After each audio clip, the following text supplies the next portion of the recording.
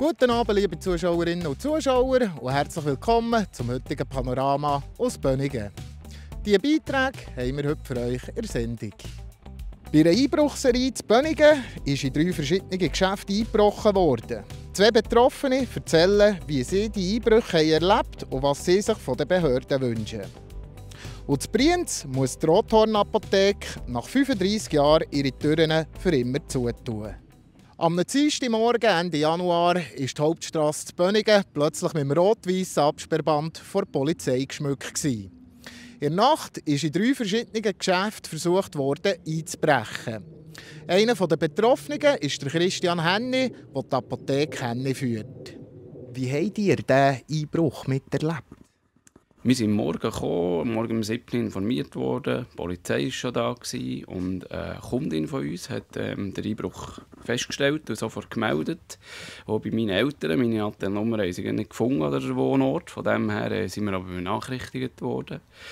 Wir haben irgendwie nichts mitbekommen. Wir haben gesagt, kaputte Scheiben, bis um 11 Uhr nicht rein dürfen, Spurensicherung ist da und haben gehofft, hoffentlich nicht eine grosse Sauerei drin. Und es bleibt so ein unangenehmes Gefühl im ersten Moment. Man weiss nicht, was einem erwartet und so ein bisschen Fragezeichen, mit welcher Gewalt man da ist vorgegangen. Wisst ihr etwa, wie hoch der Schaden ist, der entstanden ist? Wir haben bei unserer Versicherung das abgewickelt und der Sachschaden, der entstanden ist etwas über 2000 Franken. Weil es hat Münze gefällt, ein paar Produkte, die geben selbstverständlich die Anschrift und die Scheibe und all die Geschichten. Was da nicht berücksichtigt ist, ist halt auch das ganze Drum und Dran, wie man umgehen mit dem Aufwand, den man nebenan noch betreibt, der halt auch noch da ist. Und das ist noch recht beträchtlich.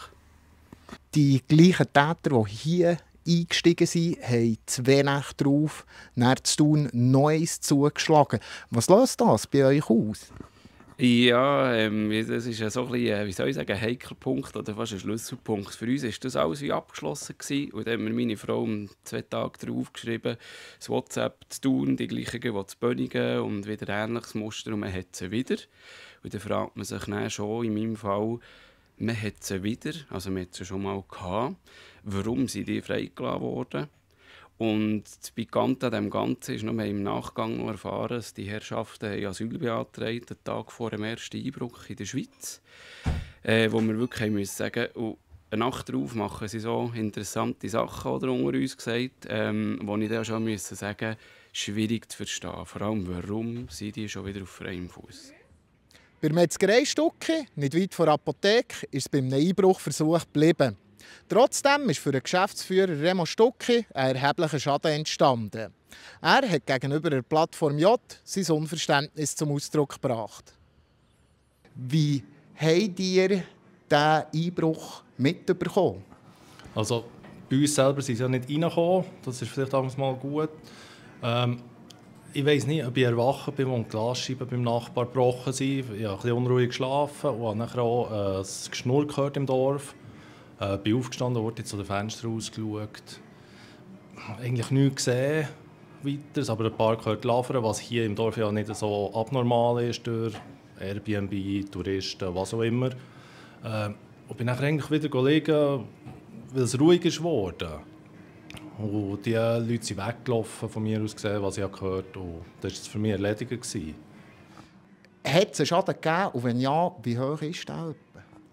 Ja, eben, am Morgen bin ich runtergekommen, normal arbeiten, habe den Abfallcontainer da und dann mal gesehen, was beim Rollladen etwas falsch ist, weil die Abschlussschiene ist am Boden gestanden, also hat das Haus angelehnt schön. Bin ich doch etwas genauer geschaut und gesehen, was sie da haben probiert wegzureissen. Sachschaden hat es gegeben, rund 2000 Franken, was wir bis jetzt wissen. Ja. Was löst das bei euch aus, wenn ihr wisst, dass die gleichen Täter 2 Nächte später zu Thun Neues zuschlagen konnten? Ja, irgendwo durch ein sehr grosses Unverständnis, was jemand so eine Frechheit kann haben. Und für mich ist das sehr schwierig, eben gerade für die Polizei, die eigentlich einen guten Job gemacht hat, was sie die ja hatten in diesem Moment, was selten ist. Ja, das ist auch ein Schlag auf den Deckel, was die gerade wieder los können lassen und weitergehen. Was würdet ihr euch von den Behörden in Zukunft im Umgang mit solchen Fällen wünschen? Irgendwo durch ein rigoroses Durchgreifen, ein stärkeres Kontrollieren, was so Sachen nicht gerade wiederholt passieren können. Der Detailhandel im Berner Oberland ist aber nicht nur wegen Einbrüchen unter Druck. Auch die wirtschaftliche Situation ist schwierig. Nach 35 Jahren tut im Mai die Apotheke Rothorn zu Brienz zu. Der Inhaber Jürg Senpf hat mit Ben Abeckle geredet. Ja, die Nachfolgeregelung war sehr schwierig. Wir haben 3 Jahre lang gesucht, sei das bei unabhängigen Apotheken oder eben auch in Ketten. Aber das war zu wenig attraktiv. Die Rothorn-Apotheke geht jetzt darum Ende Mai zu. Wie geht es euch persönlich damit nach 35 Jahren? Ein bisschen schade, weil man hat es ja gemacht, damit die Versorgung da ist. Jetzt fällt da wieder etwas weg. Es wird zwar über eine Drogerie oder über Apotheken in Meiringen oder Interlaken nach wie vor über die Apotheke etwas gehen können. Wäre schön, könnte man da die Versorgung so noch machen und mit den Leuten zusammen noch Lösungen finden. Aber dort müssen sie jetzt halt ausserhalb von diesen 4 Wänden. Wir hätten mal gute Kontakte schaffen, Freunde gewonnen. Jetzt, wo die Kinder nachher auch aus der Schule sind und selber arbeiten, möchte ich aber gleich auch noch ein bisschen für die Familie da sein. Und was kommt jetzt noch alles? Oder vielleicht auch, was kommt als nächstes? Mal noch aufräumen. Und so richtig etwas geplant haben wir nicht.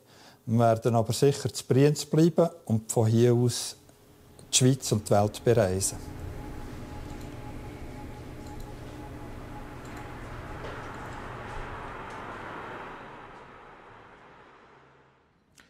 Das wäre es vom heutigen Panorama. Mehr Informationen zu diesen Themen findet ihr auf www.plattformj.ch. Jetzt gebe ich das Wort den Kollegen von Meteo News mit dem Wetter. Merci fürs Hineinschauen und einen schönen Hinweis miteinander. Das Wetter wird euch präsentiert von Made in Bern.